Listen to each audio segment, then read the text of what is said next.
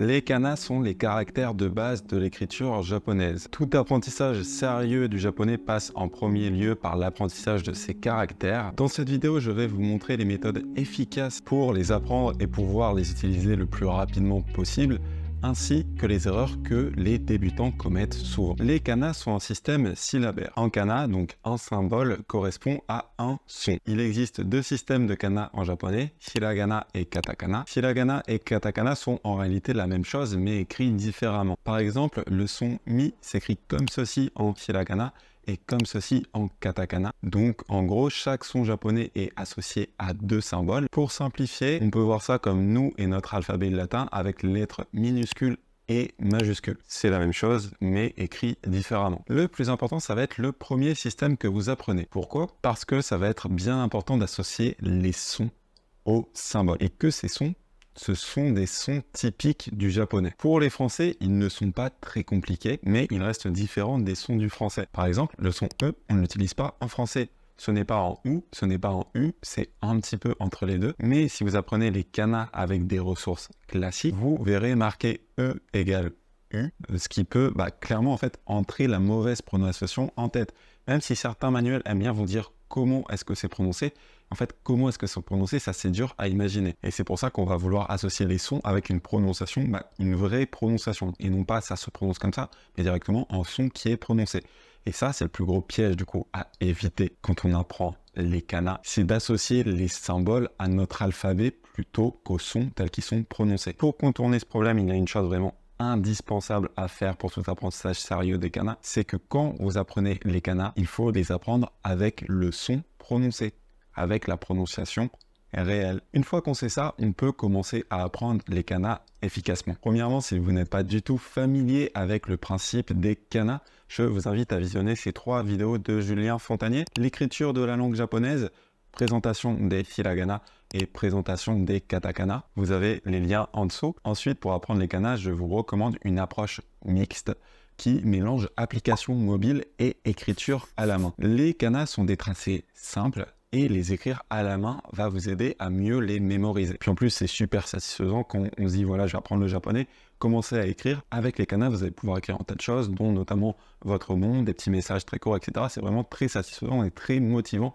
de pouvoir écrire un petit peu de japonais. Il existe des tonnes d'applications gratuites pour apprendre les kanas. Le plus important, en fait, c'est d'être bien sûr que l'application joue le son en même temps que vous apprenez le kana. Il y a des applications qui ne jouent pas le son, ça, il faut les éviter. Encore une fois, le but, c'est d'associer le symbole au son tel qu'il est prononcé réellement et non pas tel qu'il est retranscrit dans notre alphabet latin à nous. Je vous conseille Write It Japanese qui est disponible sur Android et sur iOS. Alors vous avez une version payante, mais en vrai, on peut s'en passer. Et tout simplement, vous voyez qu'on commence par apprendre ici les hiragana. Et puis, quand vous allez descendre, après, vous allez katakana. Voilà, donc c'est dans l'ordre que l'on veut, dans un ordre progressif et logique. Donc, vous avez la première leçon ici. Vous avez 2 boutons. Un bouton Practice qui est pour apprendre. Donc, par exemple, là, je vais faire Practice. Et vous voyez que ça me prononce le son en même temps. Ça me dit comment le dessiner. Donc, vous pouvez apprendre les traits en même temps grâce à cette application.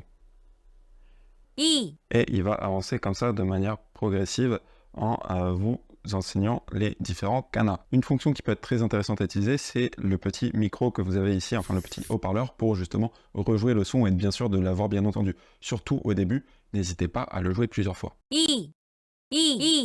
Et ensuite, quand vous pensez que vous connaissez, vous pouvez effectivement faire un test, où là, il testera tout simplement vos connaissances sur ce que vous avez appris. Et la petite chose bonne à savoir dans cette application, c'est que moi, je vous conseille d'appuyer sur les paramètres ici sur le petit écrou.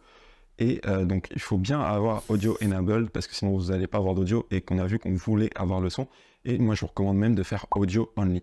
Audio Only, ce qui va vous cacher, en fait, l'alphabet latin, et ça va vous aider, en fait, à vous concentrer plus vraiment sur la prononciation à l'oreille que sur l'alphabet latin. Parce que quand on va avoir l'alphabet latin, on va avoir tendance, en fait, à biaiser un petit peu notre écoute et à se fier trop sur l'écriture. Donc voilà, moi, je vous conseille vraiment d'appuyer sur Audio Only. Et vous allez voir du coup, maintenant que j'ai Audio Only, si je fais par exemple un autre test, là on va faire Practice, vous voyez, j'entends le son qui est prononcé, mais il n'est pas marqué, donc ça ne va pas me biaiser. Si jamais j'ai mal entendu, je peux toujours Et si vraiment vous en avez besoin, vous pouvez toujours appuyer sur Refill qui vous affichera l'alphabet latin.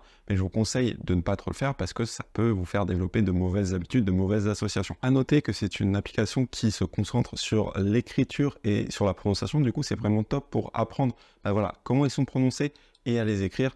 Ensuite, pour la lecture, soit vous passez par une autre application, soit il y a plein de sites qui permettent de le faire, soit en vrai, vous verrez. J'ai un petit secret en fin de vidéo qui vous explique pourquoi c'est pas dramatique, même si en fait vous passez juste par cette application-ci. Ensuite, je vous recommande également de prendre une feuille de papier et un stylo et puis de recopier à la main en fait les canas que vous voyez dans l'application. Ça aide généralement à mieux mémoriser que de tracer seulement sur le téléphone. Donc je vous conseille d'apprendre les tracés et les sons via l'application sur téléphone, puis ensuite d'écrire à la main les canas que vous venez de voir. Et petit bonus, essayez de les prononcer. En même temps que vous les écrivez, essayez de reproduire le son que vous avez entendu lors de l'application. Ensuite, le but, ça va être de faire l'application le plus souvent possible dans la journée, lors de vos temps de pause par exemple. Quand vous apprenez de nouveaux canas, je vous conseille de le faire quand vous êtes concentré, quand vous avez accès à une feuille de papier, etc. Mais ensuite, tout au long de la journée, vous pouvez en fait réviser les canas que vous avez déjà vus. Certes, on cherche à apprendre, mais il faut aussi réviser parce qu'au début, voilà, on va avoir tendance à oublier assez rapidement ce qu'on a vu. Pour apprendre les canas, la répétition vous sera super utile. Donc le fait de vous balader avec votre téléphone tout le temps sur vous, ça peut vraiment vous servir à apprendre assez rapidement les canas. Il y a deux approches, l'approche tranquille et l'approche intensive. L'approche tranquille, vous faites environ 5 nouveaux canas par jour. Ça vous permettra d'apprendre les hiragana en une dizaine de jours. Pareil pour les katakana, donc une vingtaine de jours au total. Important, il faut voir de nouveaux canas tous les jours, mais il faut également penser à réviser ce que vous avez vu auparavant. L'approche plus intense, vous pouvez faire 3 jours pour les hiragana, 3 jours pour les katakana et plier le tout en une semaine. C'est plus intense mais largement faisable. Ça c'est parfait pour ceux qui veulent commencer à apprendre le vrai japonais, donc les mots, les phrases, etc. le plus rapidement possible. Une fois que vous avez vu les 46 hiragana, je vous conseille de regarder ces 4 vidéos de Julien Fontanier, les accents, la pause, les allongements, les combinaisons. Tout ça, ça permet de créer en fait plus de sons à partir de ces 46 symboles de base. Rassurez-vous, c'est très facile et instinctif. Ensuite, il y a une dernière chose primordiale à savoir concernant l'apprentissage des kanas. Ne perdez pas trop de temps à cette étape. Une semaine suffit. 20 jours si vous prenez l'approche tranquille. La raison est simple, la vraie pratique, elle viendra après qu'on apprendra le vocabulaire. C'est pour ça que c'est pas dramatique si vous entraînez pas trop à les lire pour le moment, mais juste à les écrire. Le but, c'est de vous familiariser avec, de comprendre les sons qui sont associés aux symboles, et ensuite la lecture, notamment la lecture instinctive et rapide, ça viendra derrière quand vous allez apprendre le vrai japonais avec des mots, avec des phrases dans lesquelles ces hiragana seront utilisés. Le secret pour aller vite, c'est d'accepter de ne pas être parfait. C'est normal au bout d'une semaine, de 20 jours ou même d'un mois de ne pas maîtriser à la perfection les kanas. Il y a zéro souci avec ça. Comprendre le fonctionnement de base suffit largement, les avoir vus, les avoir associés au son, ça suffit largement. Le vrai apprentissage, il se passera après, en même temps qu'on va voir tout le reste. Vocabulaire, phrases, grammaire, etc. Tchuss!